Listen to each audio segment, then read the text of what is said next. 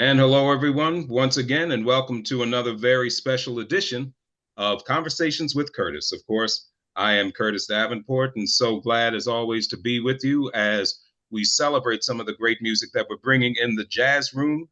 And I am so excited to have our next guest who will be with us in the jazz room coming up shortly as we record this in about 10 days from now. Coming up with us in the jazz room on Friday, July the 26th, and Saturday, July the 27th. I am honored and blessed to have with us the outstanding pianist, Mr. Joey Alexander. So, so Joey, Mr. Alexander, so nice to meet you and so nice to have you. And I'll say before we get here, even welcome to the jazz room in about 10 days. Oh, yes. Thank you, Curtis, for having me on your show. And I'm looking forward to those 2 dates in Charlotte. Happy to be back, at least in the Charlotte area. Okay, so you've been in the Charlotte area before, of course, but this is your first time with us in the jazz room, and we are so glad to have you. So let's talk a little bit, if we can. I do want to get to your excellent new album or newest album that came out late last Mhm. year, Continuance. I'd love to get to talk about that and your compositions and things of that nature. But for those folks who are unfamiliar with your work, can you tell us a little bit about how you were drawn to jazz and how you first came to love the music? What influenced you toward this? Yeah, well, first of all, before the influence part, I think there's always that for each of us who growing up, where I grew up, basically, in the island of Bali, Indonesia. And so it's not a place that has there there are those kinds of places. I think I didn't grow up with jazz, but somehow I think by hearing the records that my parents were playing, especially my dad was playing some jazz music in the house just to get me interested.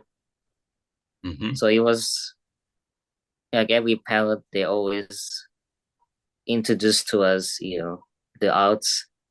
I think it's so important for us to know the arts and especially music. So I was blessed to have my dad play music for me in the house, jazz or gospel music, the country, Michael Jackson or Eddie Van Halen. So it's in between. So everything that I hear, I was just trying to immerse myself and just being one with the music. So I didn't really see myself doing this, performing and my own music even. Mm-hmm. But so that's how it started. And so later I started seeing live shows and there was a little bit of jazz here and there. There was some really good musicians in Bali that perform jazz. So I got to see them performing live, even though most of the shows are late sets. It was, I guess for my age, it was really too late. Should be my bedtime. Instead, I'm listening to music and learning. So even though, so your parents did let you stay up a little bit past your bedtime to experience some of this music. Is that right? Yeah, exactly. If they didn't do that, I didn't really learn anything. Just by listening to records was amazing, but seeing the music uh live is just a different experience. Yeah, it's indescribable, but that's that experience I carry it with me until this day. The joy of performing live and interacting with other human beings, with other people, and seeing the people, enjoying what we are sharing. It's amazing. It's a blessing. Oh, yes, certainly is a blessing. May I ask, just on this same line, since we've gotten started, you talked about some of the artists that you saw live. Can you recall who were some of the first jazz artists that you got to see live? Oh, I mean, I wish I could name one because there were different places where I visited, so I cannot say, oh, I'm trying to recollect. Hmm. No, I can't. I can't think of one. Okay. I'm sorry. Fair enough. But No, that's fair enough.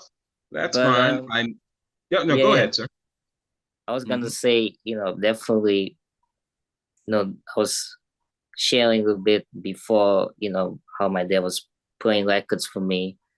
So sometimes I was playing along. That's how my dad would say, play along with those musicians, with those bands. Either it was maybe can be Billie Holiday, Frank Sinatra, Nat Oh, King Cole, Tony Bennett. I used to hear singers actually mm. more, and then I started getting into the instrumental part.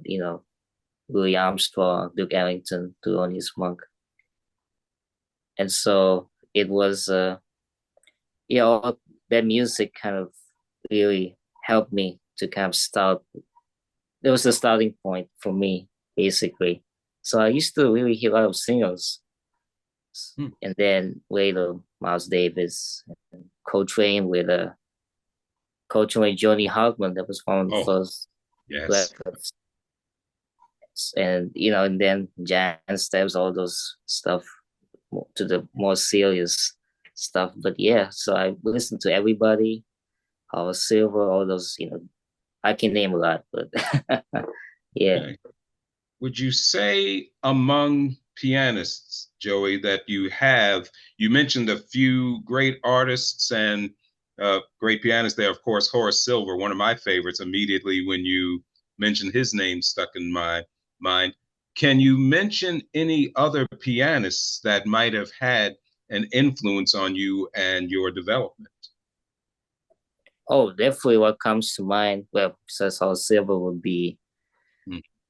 the undisputed Thelonious Monk. Yes.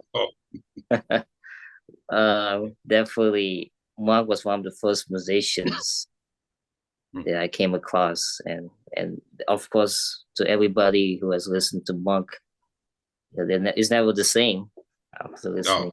Yeah, yes. somebody like Monk. So it was eye dropping. It was truly, yeah, life changing for me. I mean, jazz in general, but definitely Monk really helped me and inspired me to play jazz. Yes, and if I can just give a little commercial to our audience for Mr. Alexander's outstanding playing, there was an album that he released a few years back where he did cover the compositions of Monk called Joey Monk Live, Yeah, I that's believe, right. and that is just an outstanding record. Oh, thank you so So much. impressive. And for me, that was truly your, for lack of a bit, your coming out record where you really separated yourself from so many others and just the justice, the honor you did to Monk and his compositions and your playing there. So thank you for that and what you did there. Was that a album? Even just talking about that album, now you've got me talking about Monk. So here we go. But in that album, was that something that you had looked to do? Was that something that you sought to do? That album of just Monk competition composition, excuse me, and doing them in that way. Was that something you looked for, or had others suggested it to you? That was something I always wanted to do. And I've been, well, basically how I was discovered, by Wynton Marsalis was, I was doing a around midnight song, and that's how I kind of got my musical career in the US started, just from Wynton watching me on YouTube performing Monk. So Mm. definitely I'm thankful, to kind of, not kind of, but to have Monk, to have the music of Monk opening doors for me. This kind of started my path in my musical journey. And of course I always wanted to do Monk, and the album Monk Live was just the right time because I think celebrating Monk's centennial Yes. at the Apello at JazzArts Center. And Mm. so, yeah, I was part of that musical celebration. So it was nice to record it. So they recorded the show, and I said, "Oh, we should do an album." Hmm. And so, yeah, I'm here we glad you are. did. Yeah, it's Yeah. fun. So let's talk a little bit. Well, just one more thing on that, since you mentioned Wynton. I know that Wynton once referred to you as his hero. Do you, I'm very curious, so I have to ask, what made him say that about you, which is a terrific honor, but what made him say that about you? I don't know what's in Winter's head that made Winter say that I was hero. I was definitely to all of us young musicians, he's one of our musical heroes, without a Mhm. doubt. I don't know why though. Okay. Well, we'll just take it as it is. He said it, and we believe it, and that settles it. So, and so you are. Let's come now a little bit closer to some of your more recent work. You, at least for me, and I noticed starting a few years ago, I guess it was about 4 years ago with Warner, was where we Oh started yeah. to hear a lot more Hmm. of your own compositions. And Yeah. then after that, on Origin was an album of of just your own originals. So, and very impressive, I might add, and all you did there. Just want to talk about. We've talked about your influences on piano. Joey, would you mind talking a little bit about your influences as a composer? Yeah, I think that coincides, as I would say, as I mentioned, people like Monk, and mentioned Hall Silver and Bill Evans. Hmm. Those, Oh, yeah, those, pianist and composer. Uh, so that's kind of my inspiration in jazz, and then later on I started, delight because I try not to be derivative of just one style of music. Of course, jazz is so rich.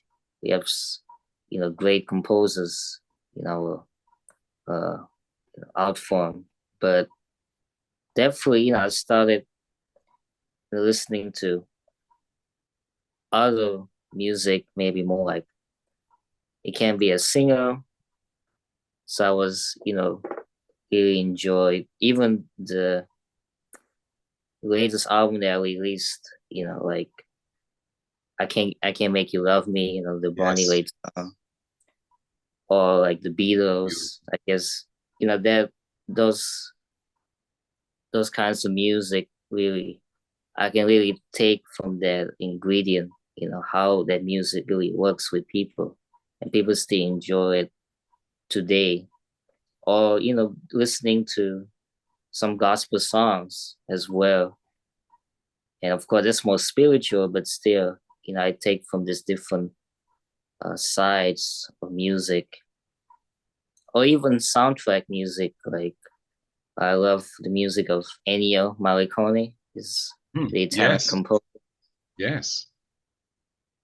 and of course, even classical music like uh, Brahms or Bach, or those guys.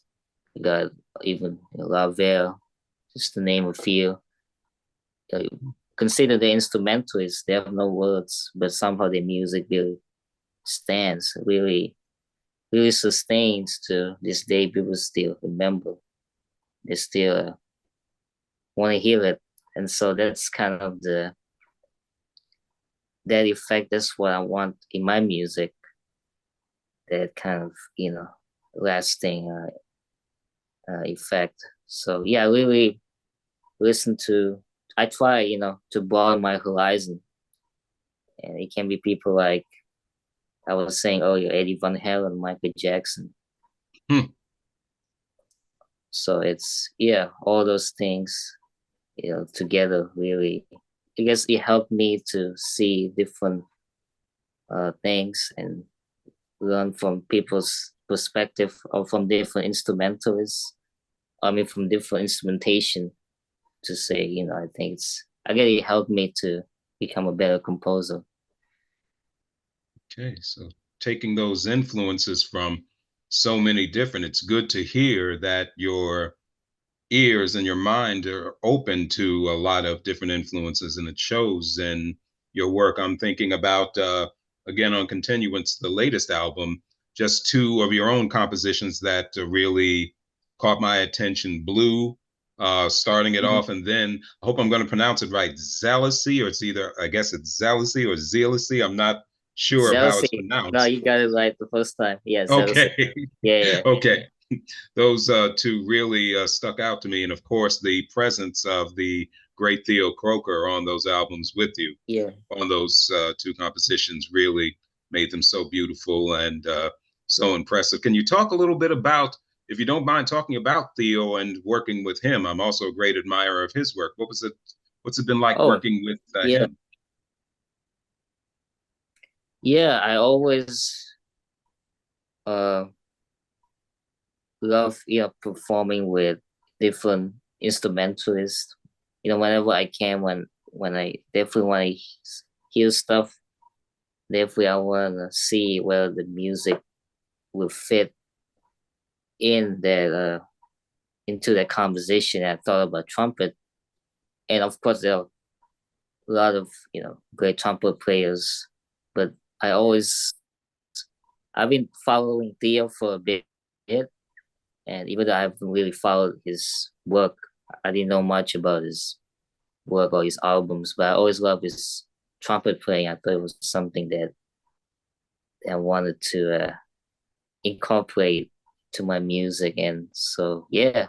So we've been following each other to social media, but I never really played with Theo until the continuance uh session. And so when I thought about trumpet, I say, oh, let me reach out to Theo and see if Theo would be interested to play some songs with me. And so yeah, it was it was a nice addition. I thought Theo was really nice. He has that really silky and very warm sound to it. And a lot of trumpet players, they can be very, you know, flashy, which, I Hmm. think, which some of us might like, but I was looking for something that has another layer to it. Not only, the dexterity, but also the control of tone, having that tone and breath, having that space to music. I was thinking about Theo because he knows how to bring those elements to my music. I thought, oh, this would be nice. Yeah. And it did give a very warm sound. The two of you played so well. You and, well, I should say the four of you, your trio, and Mhm. Theo had such a nice sound together. Speaking of your trio, I know Continuance was the first time you got to record with your working trio, Chris Fun and John Davis. So, what was Yeah. it like getting to record with the people that you tour with? Excuse Oh, me. it's always the best thing when, since we have played the music together. Well, for this music, actually, the materials, it was, well, I got to perform a few times before playing it in the studio. So it was nice that we didn't really have to rehearse, only for the exception of Theo. Only Yeah. Theo, we only had to rehearse the music, but it was nice that we just let the music fly because we already have performed the music already. So it's always nice to have a touring band and then playing it in the studio. It's not always the case for me, but this time around, it was nice. I got to play with my band that I was touring with at the time. Speaking of touring band, I've been uh,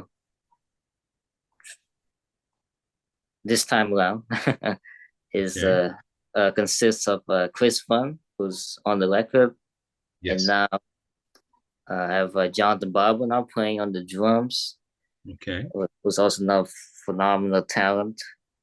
Uh, musician, and so yeah, I'm looking forward to bring this for us to play at Charlotte, and so yeah, Yeah. I'm looking forward to sharing the music of Continuance and also some of the music that I've released, my previous albums, or even I might play music a little bit from my favorite things.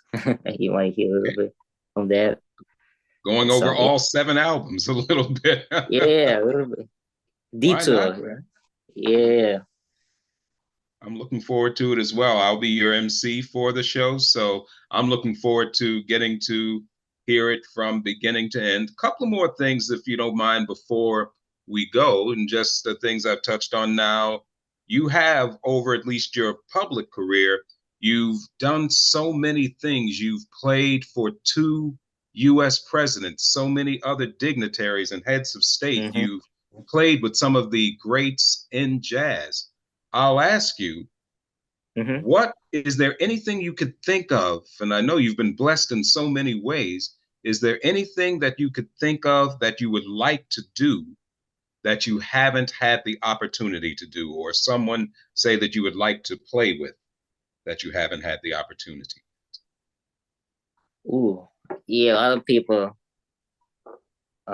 ask me this, and of course, it's I think there's so much for me to really, even though I've done so much, as I'm at the stage, there's definitely, I always say, there's always more to be done.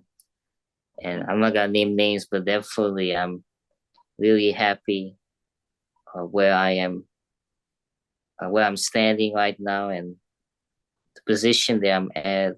And of course, as you said, I've been blessed to have performed with some of the great musicians who are no longer with us. Yeah. Yeah, people like Wayne Shorter and Chick Corea. Definitely, I'm really blessed, especially with Chick, because since we are both piano players, definitely was nice to get to know Chick. Mm. Uh, yeah, it was just a blessing, I guess, to all of us who have met Chick. Yeah, it's amazing. Can I just, since you mentioned his name, can I just ask, what was it like to have the opportunity to play with Chick? How did that come about, and what was it like? Uh, yeah, it was surreal. It feels it's Hmm. not real, but yeah, Yeah. but definitely, I guess everybody will say the same. But yeah, I think Chick is such a graceful person, and one of the most graceful musicians. Not only as a leader, but just as a person, is it's just inspiring to be around Chick. And definitely, I met Chick at the White House the first time, Hmm. for the Obamas, the International Jazz Day event, and later we crossed paths again. I was performing at Rochester. I was playing before Chick, and then the last number, well, I think it was the encore, and then Chick said, "Oh, would you like to play with me? Let's play Spain." He said, "Oh, let's Oh, play Spain." wow. Wow, man. I was like, "Oh wow, I've been learning. I've been playing Spain, since I started learning jazz. And I get to perform with Chick." Yeah, I was like, "Yeah, this is a once in a lifetime opportunity." And so, yeah, I was, yeah, beyond belief. It was inspiring for sure, just to see Chick. Of course, we all know his pianistic playing, is master of its instrument, but the way he takes time to really embrace the young musicians definitely was amazing, and how he embraced the audience too. It's definitely learned a lot. Wow, just God is awesome, man. To have that opportunity must have been something, and so much to learn from that. Last two questions. You mentioned young musicians and how Chick embraced young musicians. Now, I know there are musicians who have come along, even though you're fairly early in your career, Mm-hmm. I know that you have influenced even some younger musicians who have come along since you. Would you Okay. have any for some younger musicians who are starting out now? Is there anything that you would advise for them or any wise words you might have? We have a lot of young musicians involved in our Jazz Art Charlotte programs. So, Mm. what would you advise them as they're starting out, Joe? Wow. This is a great one. Great question. And I'm gonna start by saying, uh, as I'm still, being a young sport, but definitely my advice would be, always take your time to yeah, take your time to understand the music, especially in this case jazz, and also take your time sometimes to set aside. Sometimes people spend a lot of time practicing, which I think is really crucial to your development. But also take time to hear other musicians live. Hmm. And of course, we are blessed, I guess I would say, being in the US, you get to see the living masters who are still alive. I think it's nice uh to see the living masters live, or even the young musicians too who are making in the scene. So definitely take your time to see live music and learn from, listen to your teachers, because they Absolutely. mean well for you. And of course, build your repertoire too. I was gonna say, Mhm. as much as you can learn from performing, the great music from the our history of jazz. Is a lot of great composers that we can learn from, but also build the repertoire, build your own music, have your own Mm. sound. So that's my advice. Have your own sound. Absolutely. So, well, it's certainly you, sir, have developed your own sound, and it's been a pleasure listening to you over these last few years and albums, and look forward to listening to you and getting to hear you. This will be the first time that I will have the blessing and the pleasure to hear you live. So I am certainly looking forward to it, and I'm sure our audience is too. So once again, ladies and gentlemen, as we are about to come to a close, if you're watching this in the next few days, I want to remind you that Mr. Joey Alexander will be with us here live in Charlotte in the Jazz Room coming up on Friday, July the 26th. Two sets will be at 6 and 8:15. And also on Saturday, July the 27th, we will have sets at 7 and 9:15.